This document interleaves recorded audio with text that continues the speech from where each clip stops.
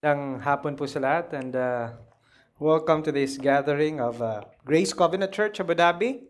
Ako po si James Brillantes at naglilingkod bilang interim pastor po sa iglesia ito. Now, alam ko po na lahat po sa atin is pamilyar sa tinatawag natin na Ferrari World. I assume na lahat po tayo sa familiar po dito, dito sa Abu Dhabi. And speaking of Ferrari world or yung word na Ferrari, marahil, ang pumapasok po sa isip natin ay yung mga luxurious, expensive, at saka yung mga supercars. And minsan, nakadikit po sa pangalan na ito is yung image po ng racing, tulad po sa nakikita ninyo ngayon sa ating PowerPoint. And perhaps some of us are familiar sa tinatawag natin na pit crew. Yung pit crew po is yung mga or crew members na ito is composed by men and women who works to ensure yung success ng kanilang racing team. They are the one who nagpapalit ng gulong, refuel yung tank, jacking, and even making yung mga adjustments para po sa kanilang race car in a quick and efficient way. That is to ensure yung optimal performance and in order na manalo po yung team nila sa racing. Now, in short, they played a very vital part sa trabaho na to. They play a very crucial role. They must be men and women who are qualified and knows kung ano yung mga ginagawa nila, hindi po ba? Now, yung passage po natin sa hapong ito talks about men and women din. Men and women who plays a vital and important role sa loob ng iglesia. These men and women works alongside sa tinatawag natin ng mga elders, which is yung topic natin nung nakaraang Sabado. Ito yung mga role na importante po sa loob ng ating iglesia. Kung saan ang ating pag-uusapan ay yung mga deacon sa hapong ito. This is a continuation po ng ating pag-aaral sa aklat ng 1 Timothy, which we entitled yung Pursuing Gospel-Shaped Community. At ang ating nakita ng mga nakaraang linggo or nakaraang mga Saturdays sa aklat na ito ay isinulat ito ni Apostle Paul para po sa batang pastor na si Timothy.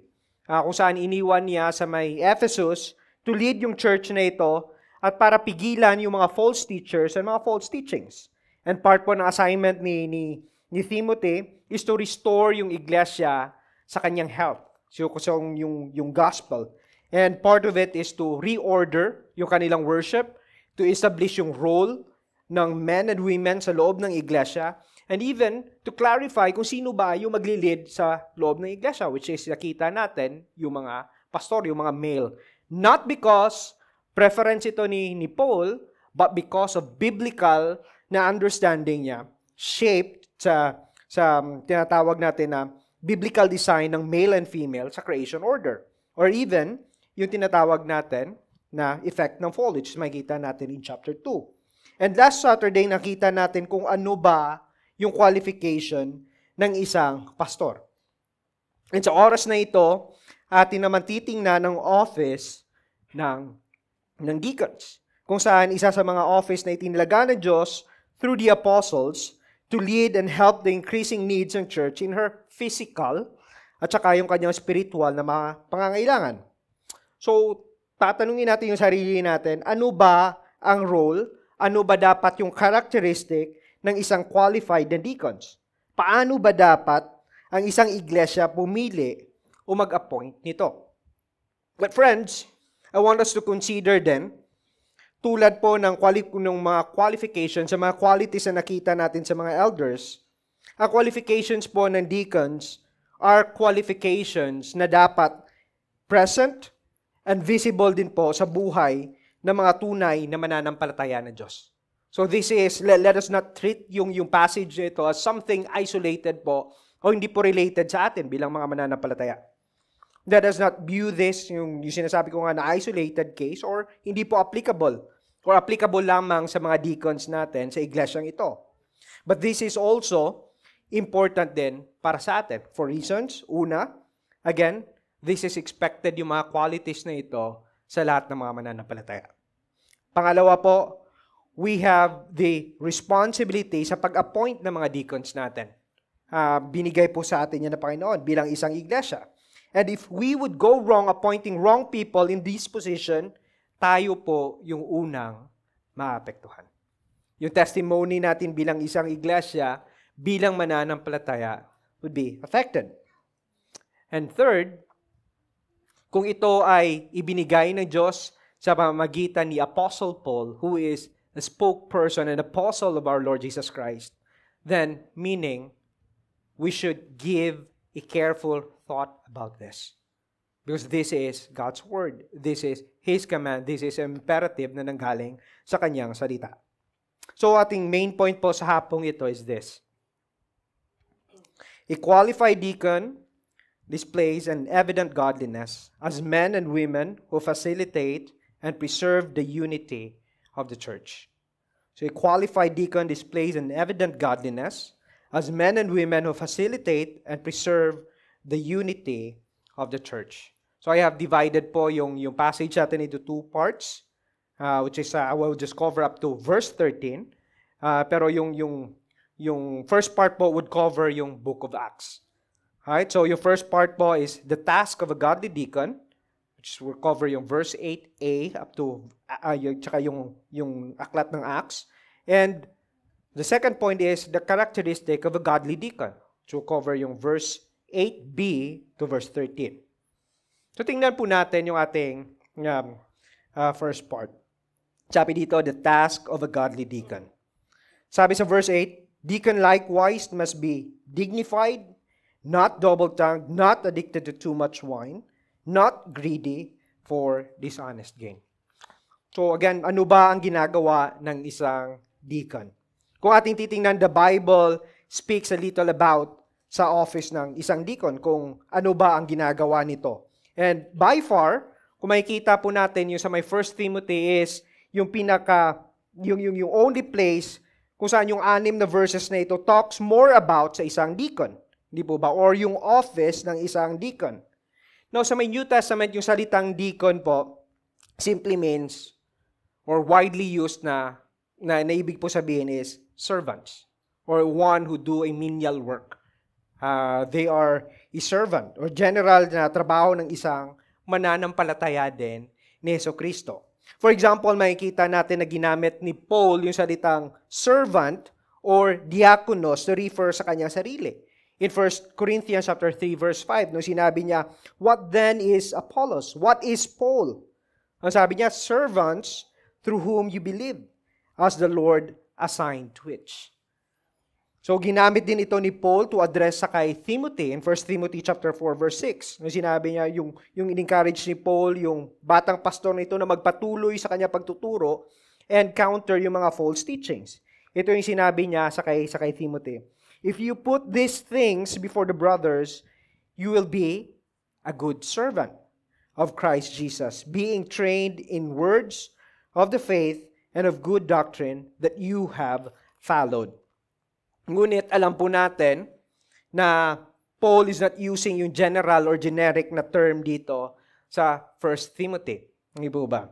Yung word na diakonos or yung servant na makikita natin dito in chapter 3 verse 8, sa halip, he is referring to the official office or role sa loob ng iglesia. So we can observe yung sa pamamagitan ng paggagamit niya ng salitang likewise. Makikita natin, sinabi niya, deacons, likewise. That is in verse 8. Or in other words, yung sinasabi ni Paul dito, or yung sinasabi niya dito, in the same way, or just like the qualifications na nakikita natin sa mga elders, yung office po ng deacons have yung list ng qualifications na ibinigay niya dito. So meaning, makikita natin dito that Paul is talking about yung official office ng isang deacon. So atin din makikita na ang office na ito is widely recognized sa New Testament. For example, in the book of Philippians 1 verse 1, makikita natin na Paul address yung mga saints doon sa may Philippi and he recognize yung dalawang office na ito. Nung sinabi niya na with the overseers and yung mga deacons doon sa may Philippi. Ngunit, makikita po natin na ang passage na, yung concern po dito ni Paul sa passage natin is not kung ano po yung ginagawa ng deacon o yung trabaho ng deacon, but rather, yung sa may passage natin in 1 Timothy, yung ina-address po ni Paul is yung qualities, yung characteristic, or yung godly characteristic ng isang deacon. Well, again, ano ba yung trabaho ng isang deacon? Ano ba yung work ng isang deacon sa loob ng iglesia? So, ang salitang deacon po, again, yung diakonos, which is in Greek, simply means a servant or an assistant who serve in any capacity that promotes yung welfare tsaka yung prosperity ng isang iglesia. Deacons serve alongside the elders or pastors in order to relieve ang mga pastors with their practical needs or practical work sa loob ng church. Ang katotohanan po that Paul mentioned yung office ng deacons after ng office ng overseer tells us na meron pong structure of governance sa loob ng iglesia. Meron pong tinatawag natin na office ng elders, which is the one who is leading, and makita natin yung office ng mga deacons that serves to support yung trabaho ng isang pastor sa loob ng ministry. So, mahalaga po ito mga kaibigan dahil makikita natin yung kahalagahan ng ginagawa ng mga deacons. And to help us understand po yung work ng mga deacons, let me invite you to open your Bible sa aklat ng Acts. We will just do some simple observations po sa aklat ng Acts. So as you turn your Bible sa aklat ng Acts, yung context po ng Acts is, ito po yung panahon ng pagkatapos po ng crucifixion ni Jesus Christ at yung kanyang resurrection. He appeared to His disciples and commanded them to stay in Jerusalem where He will pour out yung God, the Holy Spirit, who will guide and help yung kanyang mga disciples and all believers to remember everything na kanyang itinuro sa kanila. In the book of Acts po makikita natin yung great explosion ng numbers ng mga believers and yung mga disciples. Yung church is growing and they are enjoying po yung fellowship. If you're going to observe yung Acts chapter 4 verse 3, I love kung paano dinescribe po ng author yung iglesia dito sa Jerusalem. Nung sinabi niya, now the full number of those who believe were one of heart and soul, and no one said that any of the things that belonged to him was his own, but they had everything in common.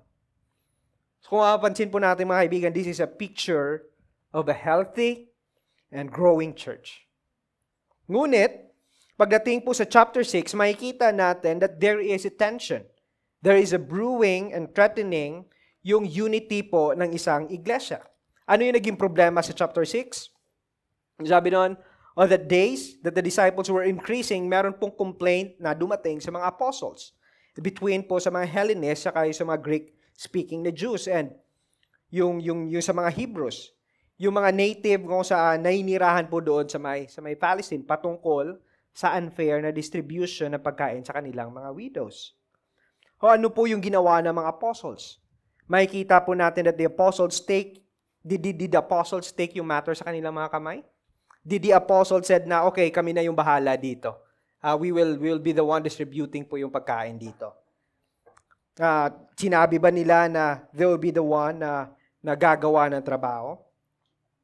Kung papansinin po natin, hindi ba? Notice kung ano yung ginawa nila in verse 2. Ano yung nakalagay sa verse 2? They summoned the full disciples. O yung numbers. So this is, kung mapapansin po natin, this is the first members meeting na nangyari sa iglesia ng Jerusalem. Ito yung makikita natin with regards sa pag-resolve po ng problema. The apostles proposed, and in verse 3 of Acts chapter 6, na they will pick out among themselves 7 men of good repute, full of the Spirit and of wisdom, who will appoint to this duty. Notice yung dynamic ng pagpili po nila ng deacons dito. Though this is not yet yung official na process and listahan po ng qualifications, o kahit hindi pa ito yung official na office na sinasabi natin, ngunit makikita po natin na ito ang naging blueprint o pattern po nila ng early church sa pagbuo ng office or qualifications para sa mga deacons. Friends, yung mga apostles po dito who were the pillars, God's spokespersons gave qualifications. Not yet explicit, but they include po dito yung pagsummon ng mga members of the early church to select among themselves. Nakikita po ba natin ito? Members are involved sa pagpili. They are the one to select po para sa kanilang mga sarili. People that they know that are godly, skilled, and with above reproach po na klase ng pamumuhay. Has insight to know how to resolve yung mga problema o yung mga practical needs ng isang iglesia. Friends, this is what we need from our deacons po sa loob ng iglesia. Not only that they have yung capacity to do the work, but men and women who are respectable, filled with the Holy Spirit, who are godly, o yung sinasabi natin na namumuhay, nabubuhay, o nagpapakita ng pagpapatotoo ng kanilang pananampalataya sa Panginoon. One who acts, thinks, behave with wisdom that is informed by the Scripture. Ito po yung kailangan natin ng mga kalalakihan at mga kababaihan who would serve sa iglesia po ng Panginoon. Which the same thing yung makikita din natin sa aklat ng 1 Timothy, hindi po ba? As a result, kung mapapansin po natin dito sa may Acts chapter sa verse 7, ito po yung naging resulta dito. The word of God increased and the number of the disciples multiplied greatly in Jerusalem. And many of priests became obedient in faith. They increased. Nagpatuloy pong lumago yung iglesia doon. So mga kaibigan, makikita po natin dito ang importansya ng trabaho po ng mga deacons natin sa loob ng iglesia. Deacon serves as men and women who spot the tangible needs ng isang iglesia. They work to resolve the tension. They are the one who resolve and act the immediate need po ng isang church. They allow elders to focus. In our context, sa may Acts chapter 6, yung mga apostles to focus in their primary work, which is yung teaching, saka yung preaching po na salita ng Panginoon. Sabi nga ni Matt Smithhurst sa kanyang aklat na Deacons, sabi niya, biblical deacons are like congregation's first offensive linemen. Yung parang sa football. So, whose job is to protect yung isang iglesia. Without effective deacons po, our church and elders will suffer ang mga continuing distraction and will be caught up sa mga practical demands ng isang church. Elders will not have a time to devote yung sarili namin sa pag-aaral ng salita ng Panginoon and will serve unprepared o yung half-cooked na sermon. So, ang trabaho po ng mga deacons are indispensable. Hindi po natin pwedeng baliwalain ito. And we thank God po sa buhay ni na Kuya Romel at saka ni Kuya Roy who allowed sina Pastor Rocky, sina Pastor Irvin, even ako po, to focus in our primary duty in teaching and in preaching God's Word. Another thing na makikita natin dito sa may Book of Acts, yung ginawa po ng mga deacons dito, or mga prototype ng mga deacons, they are the one who preserve yung unity ng isang iglesia. Napansin po ba natin yan? They preserve yung unity ng isang iglesia. So by attending yung distribution of food, they did not allow the apostles to, not only to focus sa kanilang mga primary work, but naiwasan din po ang pag-escalate ng problema sa loob ng church, doon sa may Jerusalem. But also, makikita din natin dito that these 7 men was essential in keeping yung unity in the band of peace that would continue between diverse members sa loob ng church. Same thing din po dito sa atin.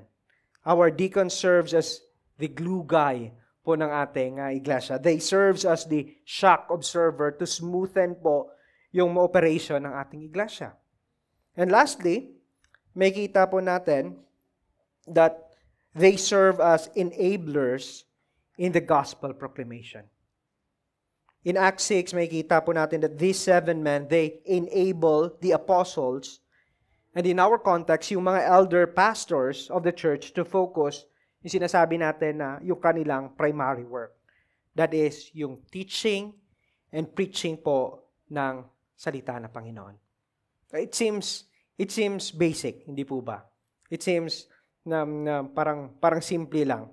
But church, having a godly deacons who knows their roles in the work of ministry and church life propels po yung gospel to continue to flourish po sa loob ng iglesia and even to spread out po sa labas ng iglesia. They are the one who defend and keep yung unity ng isang church. Deacons are indeed gifts na nanggaling po sa Diyos para sa kanyang church. So, yung question po, paano po natin ma-apply yung first point na to sa buhay natin? Well, una, as members of this church, let us appreciate po yung work ng ating mga deacons.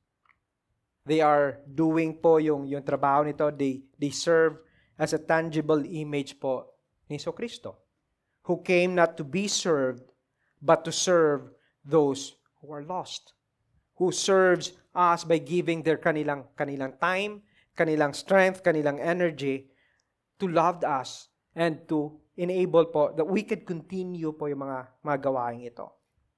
Second, bilang isang iglesia, we should also strive to grow in this area.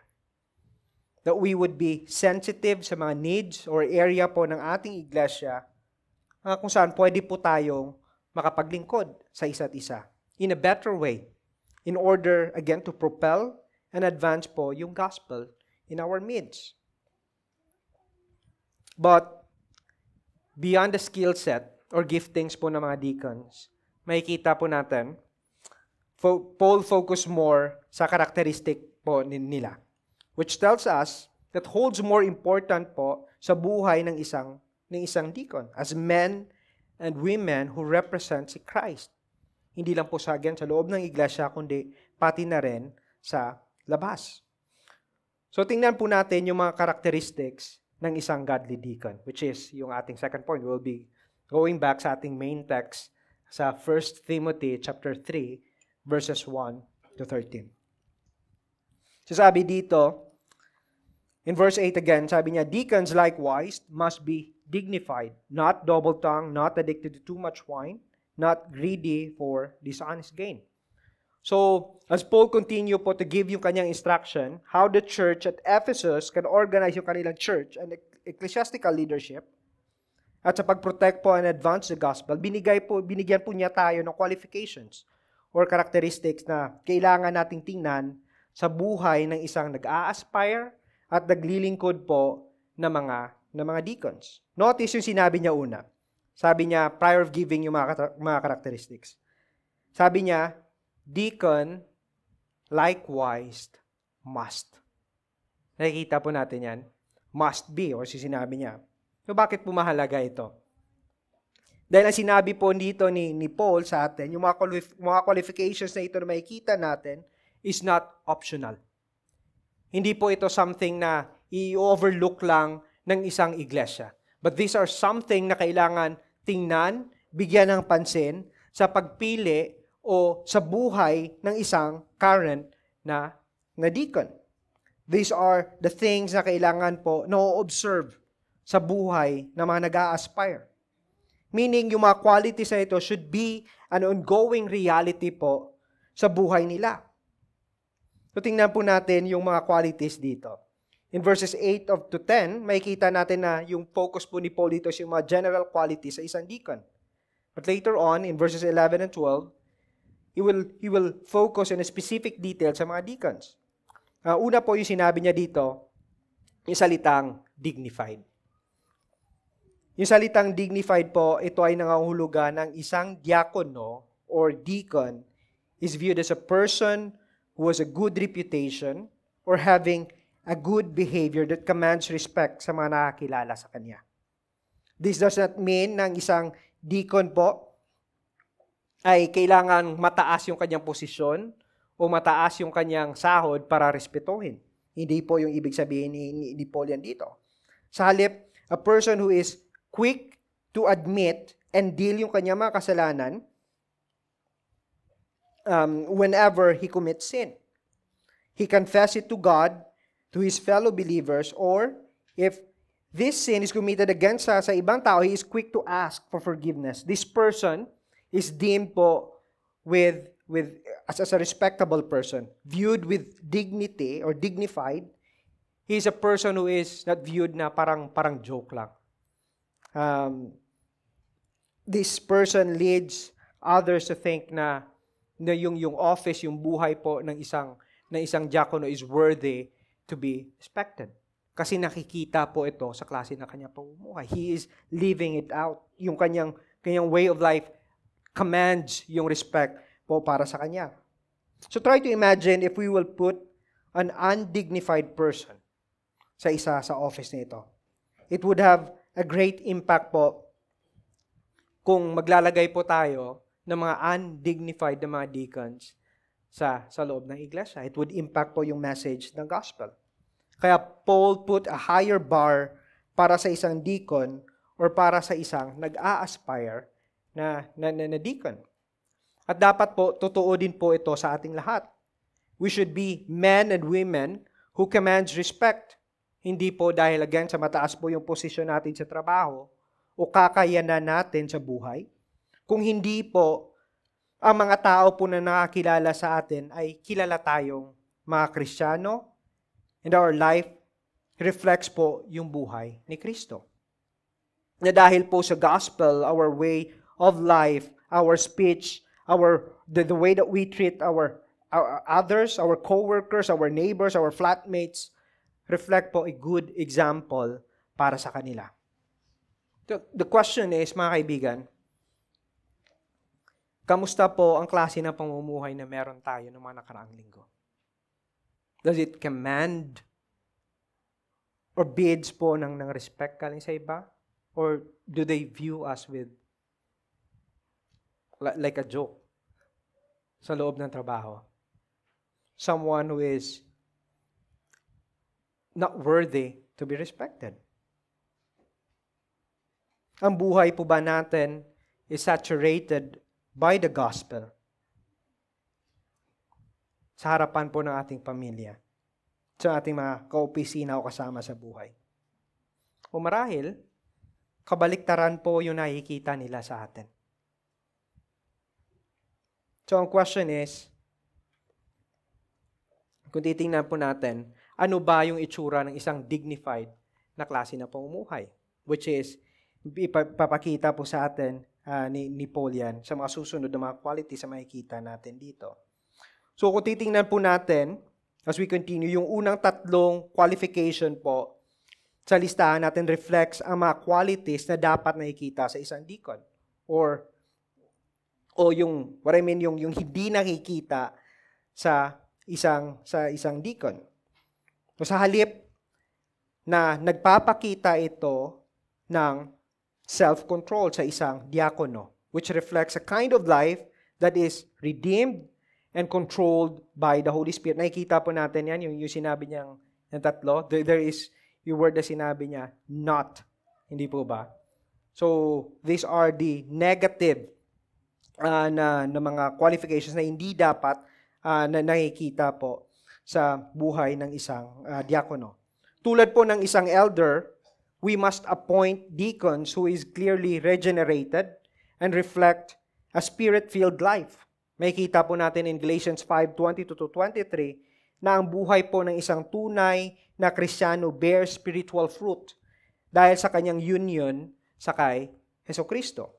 So sabi po sa Galatians 5:22-23, sabi po doon, but the fruit of the Holy Spirit is love, joy, peace, patience, kindness, goodness, faithfulness, gentleness, self-control.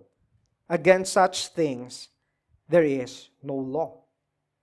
Isa po sa mga marka na makikita natin dito sa tunay na Kristiyano is yung tinatawag natin na self-control. Now, tingnan po natin ang mga observable characteristics na hindi dapat nakikita sa isang diakono. Or should I say, sa lahat po sa atin bilang mga Kristiyano. Sabi dito, not double-tongued. Hindi po ibig sabihin dito na parang dalawa yung dila mo. Ngunit, ang isang qualified na deacon must know how to control his tongue. Must know how to control his tongue. Hindi po dapat ito double-faced. Who says one thing kung kaharap kayo, but says the other thing kung nakatalikod naman sa iyo. This also means na insincere, or perhaps would include yung flattery, yung magaling mambola, or one who spread gossip or chismis. Their words cannot be trusted kung ganito po yung isang diakono. They lack po yung credibility bilang Kristiyano and servants ng ating Panginoong Jesucristo. Si Apostle James warns us sa James 3 verse 6, yung devastating effect po ng uncontrolled tongue. If one doesn't know how to control his tongue, he will set the whole forest po. Yun yung kanyang analogy na ginamit sa James chapter 3. His life and even sabihin natin na yung buong iglesia into a chaotic situation. Deacons are unity builders. Yan po yung role ng isang deacon, isang diakono. One who promotes po yung unity, and they work under the supervision ng mga pastor. And yung trabaho po ng isang deacon includes yung countless interactions with members of the church. And bilang isang iglesia, we don't want men and women that would play into agreement po sa mga pastor when they face them, and when the pastor is not watching, he would go from one person to another spreading false information, wrong information, and disagreement po sa mga pastor. Hindi po ba? Having this kind of deacon does not promote yung unity ng isang iglesia. Rather, destroys it. It brings discord, even hampering yung work ng gospel sa mga tagalabas. Being double-tongued po is not just a minor issue, mga kaibigan. Hindi lang po ito minor issue sa buhay ng isang deacon or in general sa ating lahat. The Bible often puts a supreme importance po sa speech ng isang tao kung saan nagre-reveal ito ng content ng kanyang puso. For example, sabi ni Jesus Christ in Luke 6:45, sinabi niya, the good person out of the good treasure of his heart produces good. And the evil person out of his evil treasure produces evil. For out of the abundance of the heart, his mouth speaks. Friends, being double-tongued reveals a deep issue sa ating mga puso. It reveals a deep issue sa puso ng isang tao. It reveals hypocritical pride, who viewed himself better than others. The opposite effect po nito of a double tongue ay ang fear of man. A deacon or a person who would only say good things and the yes man, instead of saying things in truth and in love para to build up yung isang iglesia in unity and in faith, he would avoid it dahil ang ultimate concern nito ay kanyang sarili lamang. Dahil baka masira siya sa harapan ng iba. O dahil he wants to maintain a good reputation po sa harapan ng iba.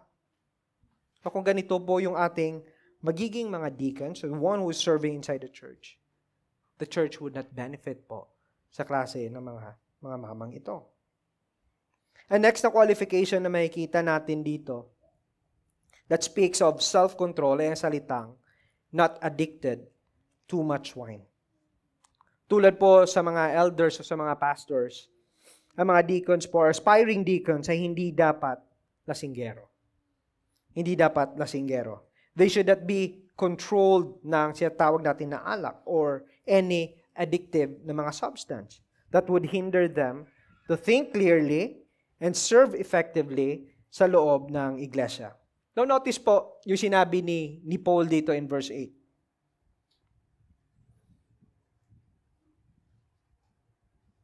Hindi po sinabi ni Paul o ng Biblia na bawal yung sinasabi natin na uminom. Hindi po ba? Nakikita natin dyan. Hindi po bawal na mag-take ng wine. Let us be clear with this. But instead, ang prohibition po na sinasabi ni Paul dito is not addicted too much wine or excessive, uncontrollable na pag-take nito. Ngunit, again, hindi din po ito license for us to be unmindful sa paggamit nito.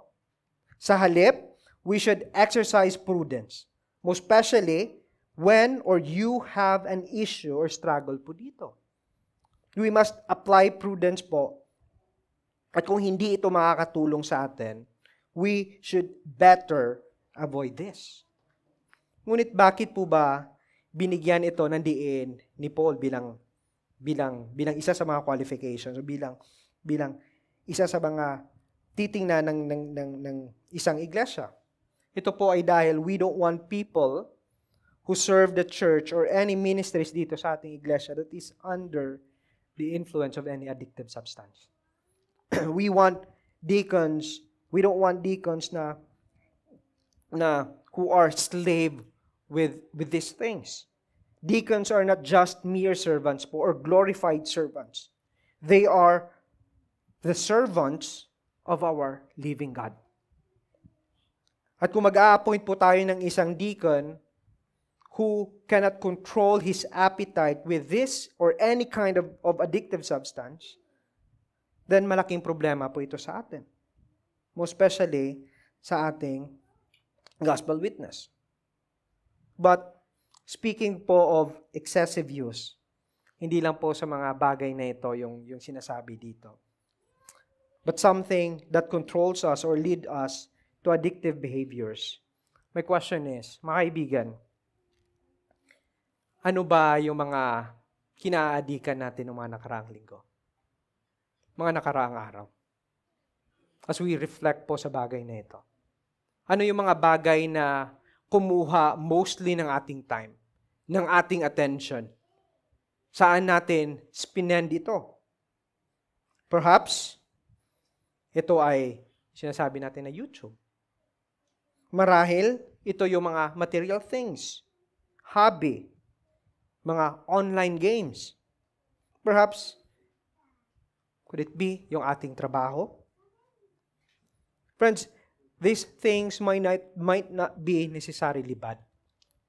Okay? These things might not be necessarily bad. But ang excessive na paggamit o paggawa nito reveals something na may problema po tayo sa ating mga puso. Friends, perhaps this is a good time for us to examine po yung heart natin. Dahil sa marahil, we slowly find yung ating identity, yung ating satisfaction, yung ating yung heart po natin sa mga bagay na ito. And if totoo po ito sa atin, mga kaibigan, then clearly, we are sinning against God. That we let these things control us. Paul is reminding us that sa hapong ito, that if tayo po isang iglesia, we should not only look po yung prohibition na sa context na ito, but we should look po yung whole life ng isang tao na we will appoint sa office po ng isang deacon or kahit po sa atin. That we should examine po yung puso natin. What are the things that controls us? What are the things that enslaves us? Things that does not bring glory po sa ating Panginoon. Maybe we want deacons who knows what they are doing. Deacons na hindi po under the control of any addictive na mga behavior or substances. A person who have a clear intention po to serve yung ating Panginoon. As they do this, they find po dependence sa Diyos at hindi sa ibang bagay. Ang kasunod po na makikita natin dito na prohibition or nagpapakita po ng self-control is yung sinasabi natin. Sinasabi dito ni Paul na not greedy for dishonest gain. In ancient time po, yung mga deacons is the one who is in charge po, or oftentimes, handle ng mga financial matters sa loob ng iglesia. Ito po yung context nito. So si Paul warns us not to install deacons who are obsessed with money. One who treasures and prioritizes wealth and not Jesus Christ. Kung ating maalala, kung ating titingnan po sa may 1 Timothy, sa chapter 6, Paul will deal po yung mga false teachers who aspires to gain yung authority, yung office for their own selfless desire to gain and to gain yung prosperity. In chapter 6 po no 1 Timothy, makikita po natin na in-address po ito ni Apostle Paul. So tulad po ng mga ito, deacons must not be characterized with this. Not someone who struggles with greed and materialistic. Otherwise, this will fuel them for dishonest gain. Kaya ito po yung mga qualifications din na pwede nating tingnan o pwede nating i-examine sa buhay ng isang diakono. For example, tulad po sa may Crossroads, yung mga elders po ay hindi involved sa pagbibilang at pagtago po ng pera. Ito po ay under lahat sa deacon ng finance or yung kasama po doon yung kanyang team. They are in charge sa pagbilang, sa pagtago, and any related work pertaining to this is under po sa supervision po ng mga elders pa rin. Now imagine of a deacon na dishonest. He could simply use po yung pera ng church or say a different figure and use it for his own self. Kaya po importante na makikita natin dito that Paul includes this sa qualification na ibinigay niya dahil church will not, again, benefit po with a dishonest, money lover na mga deacons. It will not serve yung ating iglesia well. Now, continuing, after po listing yung 3 negative na qualities ng mga deacons, Paul turns naman sa mga positive qualities na makikita natin dito na yung isang deacon or aspiring deacon must have. Makikita po natin dito sa may verse 9, yung sinabi niya, they must hold the mystery of the faith with a clear conscience. Now, yung salitang mystery po dito does not mean na ilan lang yung nakakaalam o makakaalam dito. Hindi po. But it pertains po ito sa gospel that once hidden and now revealed through the appearing of our Lord Jesus Christ. At ito po ay pinipreach sa lahat. O bakit ito related sa mga deacons? Dahil bilang isang iglesia, we can easily assume na yung mga deacons po natin are doing only the physical work sa loob ng iglesia. Ito po yung simple assumption natin. They are here to serve us. They are here to lift and move po yung mga chairs, yung mga heavy things sa loob ng church. At dapat, hindi na po kailangan, it doesn't matter kung marami man silang nalalaman sa Bible o hindi. Marahil, ito po yung naiisip natin. Hindi na po importante kung malalim yung doktrina nila o mababaw man or basic lang yung mga doctrines na nalalaman nila patungkol sa Diyos. Ngunit, may kita po natin dito that Paul gives us a different perspective.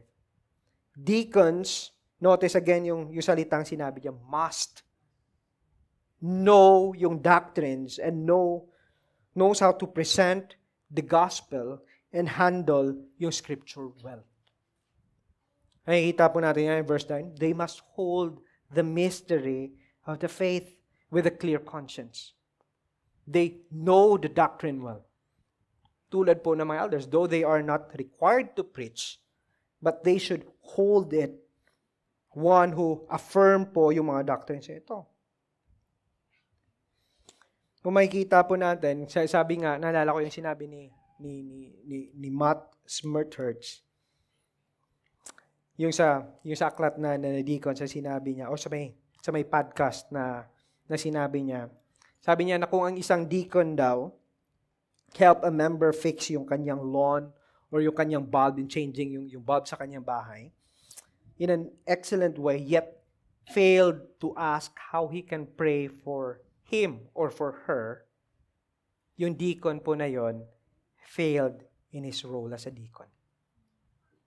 Failed his role as a deacon.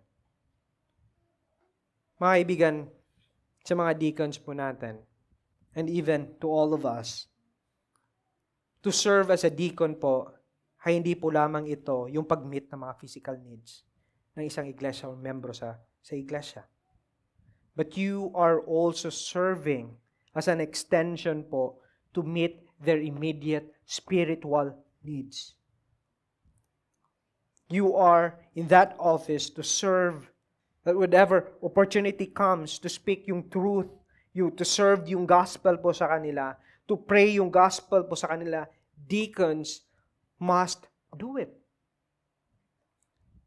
We need deacons who can speak, act, and pray the word of God para sa ating mga members. Bakit po? We can see an example po ng mga prototype ng mga deacons in the book of Acts. For example, si Stephen. Stephen is a great apologist. He preached the word, the gospel boldly, even to the point of death. He was stoned. Si Philip in the book of Acts, Acts 8. Philip is a well-known evangelist. He is a prototype of a deacon. But these men knows their Bibles well. Knows their Bible well. They studied the Word. They are a student of the Bible. These men were deacons, but they served the gospel well. Whenever they have yung mga opportunity po. Yes, deacons are not required to teach and preach, but like elders, deacons should be first and foremost men and women that is filled with the Holy Spirit and a person who is filled with God's Word. Importante po ito dahil ang salita po ng Diyos does not only transform us inside, but also informs po yung buhay natin kung paano tayo mamuhay bilang mga Kristiyano. And it informs then yung mga deacons natin how they should serve in a biblical way. Deacons who hold and live out po yung gospel, does the work of the gospel, and their life is a consistent, tangible display ng gospel. Na makikita po natin yan yung sinabi niya in verse 9, faith with a clear conscience. They know, but they live it out. They know and they live it out. Next po sa listahan po natin, yung sinabi ni Paul, is yung salita that the tested and proven, which is yung nasa verse 10.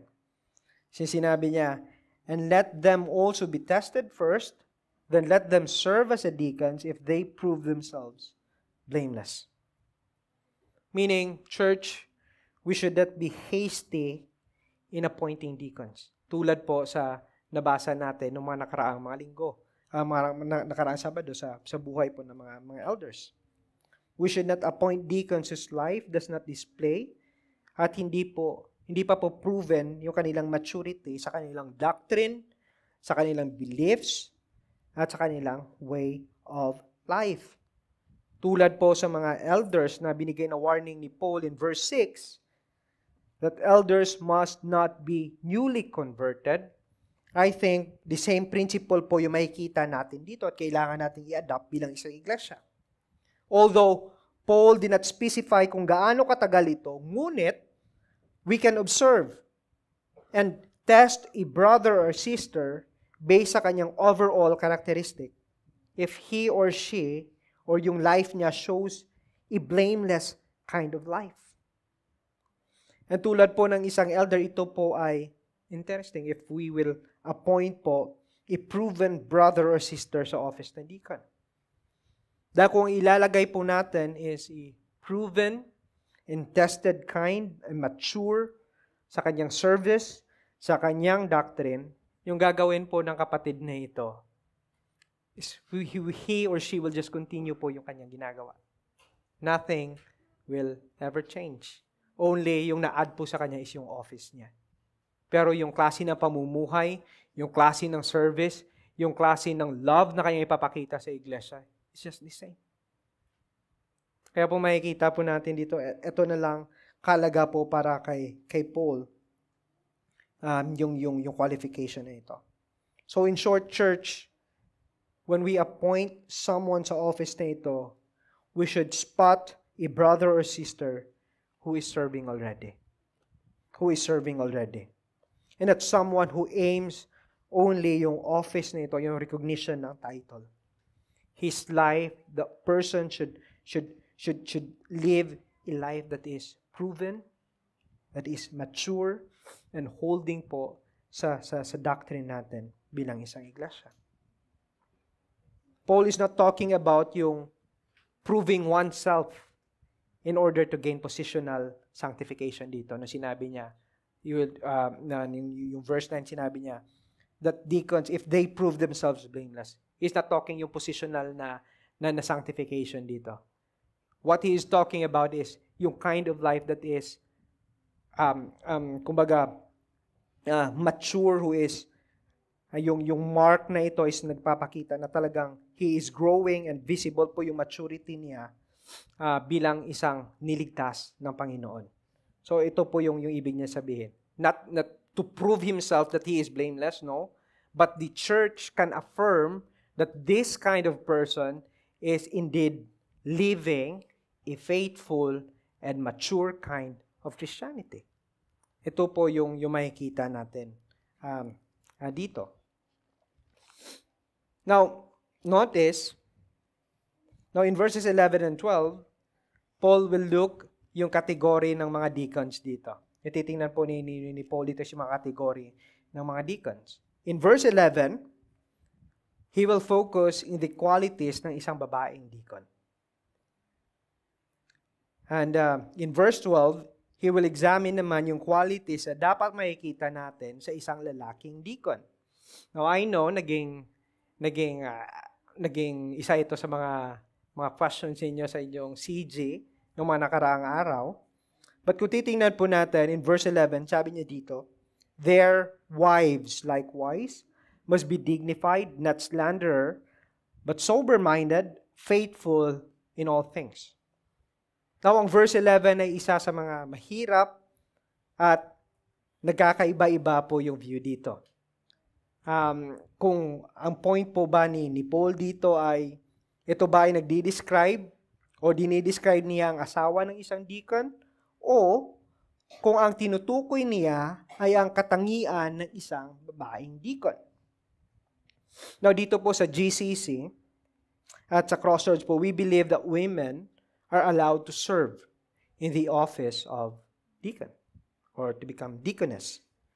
Ngunit ang clear po na prohibition po ng scripture para po sa mga kababaihan, which is napagdaanan din natin ng mga nakaraang mga linggo, mga nakaraang Sabado, that women are prohibited to have authority over men sa loob ng iglesia. That is, to enact po, to become a pastor. Wala po tayong mga kababaihan na pastor. Ang ecclesiastical governance po natin, tulad na nabanggit ko kanina, ay ang mga deacons serve under sa supervision ng mga elders. So to appoint women to this office will not violate po yung prohibition ng Bible para sa mga kababaihan. Another reason po, yung salitang wives po dito, or geniakas in Greek, can mean either wives, yung mga asawa, or yung mga kababaihan. Okay? Kung saan yung NIV tsaka yung NASB rendered po yung mga kababaihan, yung pagkagamit niya. Even kung titingnan po ninyo yung inyong Biblia, makikita po ninyo diyan na wives likewise or women likewise sa ESV. Okay? So ang salitang po ito, or rendering po na ito, is used several times ni Paul sa aklat ng Timothy. So sa bigger po na context, or sa usage po ng salitang ito, Paul is using yung general na term na kababaihan dito. Also, another reason po, in original language na Greek, ang possessive pronoun po na there ay hindi po present sa construction ng Greek. So yung sinasabi po dito, so if ang mga asawa ng deacons na tinutukoy ni Paul dito, he could simply add po yung pronoun na auton, or in English po, their, or ang idion, which means their own wives. Another reason po na kung bakit mga women na mga deaconesses yung sinasabi, nasa isip po ni Paul dito, ay ito, yung mga babaeng deacons po, ang tinutukoy niya dito sa verse 11, we can also see yung example ng isang babae na si Phoebe in Romans 16 verses 1 and 2. Hindi po ba? We can see na si Paul referred to Phoebe as deacon. Makikita natin in Romans 16 verses 1 and 2, yung sabi niya, I commend to you our sister Phoebe, a servant or a deacon of the church of Caesarea, that you may welcome her in the Lord in a way worthy of the saints, and help her in whatever she may need from you, for she has been a patron of many, and of myself as well. Si John Calvin, isang Reformed and Church Father, recognized din yung mga kababaihan ng mga deaconesses. Sabi ni John Calvin, and I quote, sabi niya, deaconesses were appointed not to soothe by God chantings or unintelligible murmurs and spend the rest of their time in idleness, but to perform a public ministry of the church toward the poor, and labor with all zeal, assiduity, and diligence in the office of charity. So tulad po ng mga kalalakihan ng mga deacons, ang mga babaeng deaconesses should portray themselves with respect, as well as in contrast doon sa mga kababaihan who dress to be served. Yung napansin natin in 1 Timothy chapter 2 verses 9 to 10. Or they dress to be worshipped sa loob ng iglesia. That they dressed with the costly attire, braided hair, and gold and pearls to attract po yung attention. But rather, yung mga kababaihan po na deaconesses dito, yung makikita natin, should serve or dress to serve. Whose lives points to others, to Jesus Christ. Who's ready to serve in any capacity po that could steer yung unity ng isang iglesia and to advance yung gospel sa loob ng iglesia. They should be sober-minded, clear-headed, and thinking clearly. And they should be viewed with faithfulness sa bawat area ng buhay nila. In verse 12, Paul then returns sa pag-describe niya ng mga kalalakihan dito.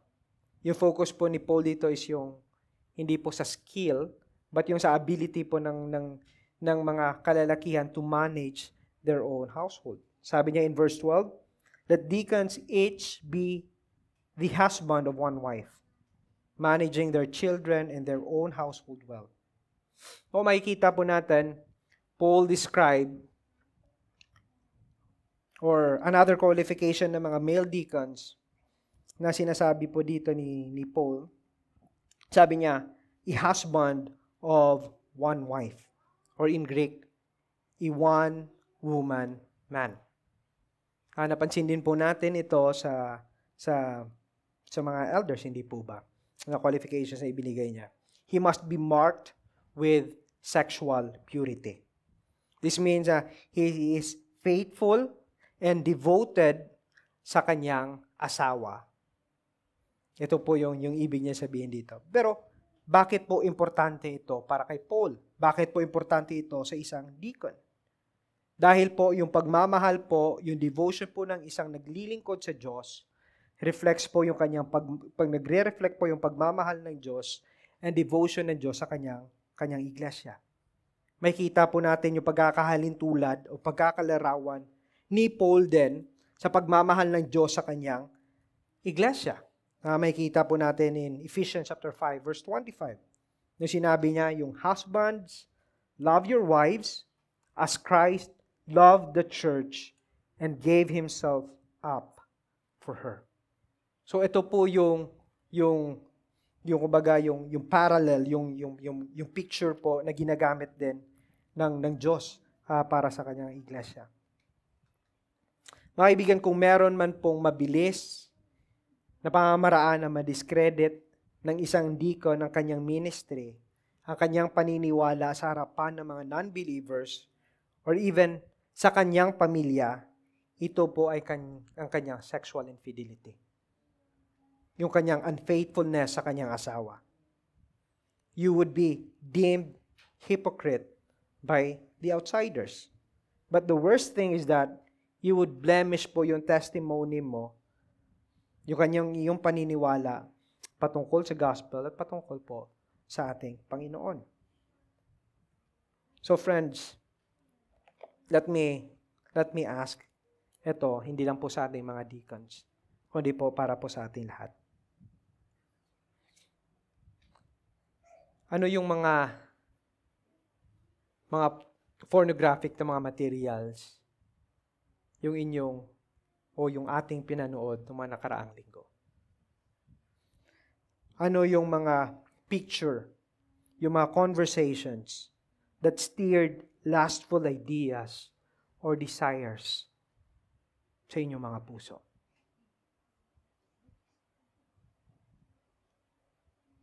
Kung makikita po natin, Paul didn't only mention yung devotion ng isang deacon or yung isang aspiring na deacon sa asawa nito.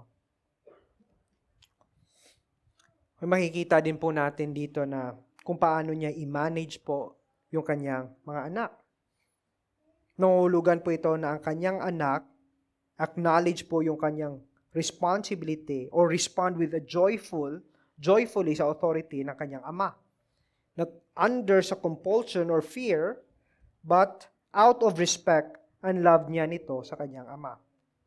So men who aspire to the office of deacon, kamusta po yung pag-lead ninyo sa inyong mga anak? Do we lead them in reading God's Word, in praying, in singing songs po para sa ating Diyos? Do we exemplify a kind of life na isang godly na tatay para sa kanila, who prioritizes po yung kanyang pagmamahal at yung kanyang devotion po sa kanyang mga anak, sa kanila? Yung ayaw po natin na mangyari po, o hindi po natin gustong makita po sa mga naglilingkod na mga deacon sa atin sa loob ng iglesia is ito. Na ang ating po mga deacons would be busy in doing ministry, doing yung mga liftings po dito sa loob ng iglesia, moving equipments po dito sa church natin, look so devoted po sa ating Diyos at sa mga members. Ngunit, a person who neglect ang spiritual at ang practical needs ng kanyang pamilya. Ayaw po natin makita ito. Ayaw po natin makita ito sa ganitong o sa ating mga deacons. Friends, if this is you, if you are aspiring to the office of a deacon, and kung hindi po natin na ma-manage po yung relationship natin na maayos sa ating mga anak at sa inyong asawa, I urge you to better stop. Better stop aspiring. But I want you to focus first sa inyong pamilya. Champion Christ po sa kanila. Manage them well. Kasi kung ang isang deacon cannot manage his own household well, if he can't be a faithful husband sa kanyang asawa, how can he be faithful sa kanyang responsibility, sa kanyang pagmamahal, sa kanyang devotion sa Diyos? How can he give a full commitment po sa kanyang role bilang isang deacon sa loob ng iglesia? And bilang isang church, we should not expect anything from this man kung ganito po yung nakikita natin. We should not appoint this man sa office ng deacon. Now, in verse 13, Paul ends yung section ito with an encouragement para sa ating mga deacons. Deacons, I know sometimes you get distracted po, hindi lang dahil sa pagod kayo sa trabaho, and perhaps you think na walang nakaka-appreciate sa mga sacrifices ninyo para sa iglesia. But let me encourage po kayo dito, and those who would aspire po sa office na ito. Sabi sa verse 13, sabi ito, for those who serve well as deacons gain a good standing for themselves and also great confidence in the faith that is in Christ Jesus. So dalawang promises po yung binigay sa atin dito. Dalawang encouragement po yung binigay ni Paul dito para sa mga deacons. Sabi niya, deacons who serve well is in a praiseworthy or in a faithful manner will gain respect sa congregation. Congregation will see your effort, will appreciate po yung effort ninyo. That is a horizontal na joy na makikita ninyo sa labor na inyong ibinibigay. This is something that the congregation should see. Congregation should appreciate po sa mga ginagawa ng ating mga deacons dito. Example, sa kay Kuya Romel, sa kay Kuya Roy. Bilang isang iglesia, this is only fitting po that we should encourage them. That we should let them know po how thankful we are sa buhay po nila. And notice ang effect nito. If we congregation would express ang ganitong pasasalamat sa kanila. Which is yung pangalawa na makikita natin dito. As we encourage po, yung encouragement po dito ni Paul sa mga deacons that they would have great confidence in faith that is in Christ Jesus. Meaning, na ang consciousness po nila ng kanilang personal na integrity and acceptance and recognition ng community sa kanilang mga ginagawa, grow po yung kanilang confidence and yung boldness po nila to act and do more further sa office na meron sila.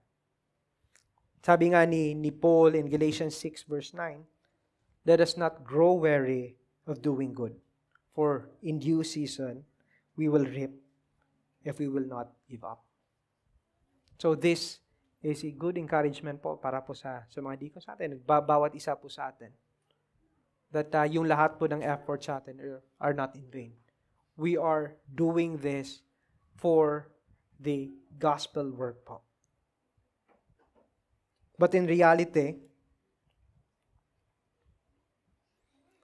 tayo po ay people who are prone to look into our own self and view this with greater importance than the others, hindi po ba? We are a people who does not love to serve, but love to be served. We are selfish, undignified. We love to talk in the back of others, spur disunity instead of unity. We love to serve and promote our own self rather than promoting the gospel work. Dahil ang realidad po, ganito po tayo. This is our nature. Ngunit unlike us, there is a person who left heaven's glory and came into this world not to be served, but to serve. This person lived a perfect and blameless life that none of us could. He was obedient to the will of his Father, even obedience to the point of death, even to the cross. And on the cross, this man, Jesus, took our sins on his body and took the Father's undiluted wrath po sa kanyang sarili. Jesus died the death that we deserve and exclaimed, Tetelestai, which means it is finished. He was buried, yet on the third day was risen from the grave. A symbol that the Father has accepted his sacrificial work on our behalf. He ascended back to heaven and seated at the right hand of the Father, serving or deaconing us up to this day. So friends, kung nandito ka ngayon and you don't have a relation po sa Diyos na ito who served you even to the point of death, and I urge you to repent from your sin and receive Jesus Christ as your Lord and Savior.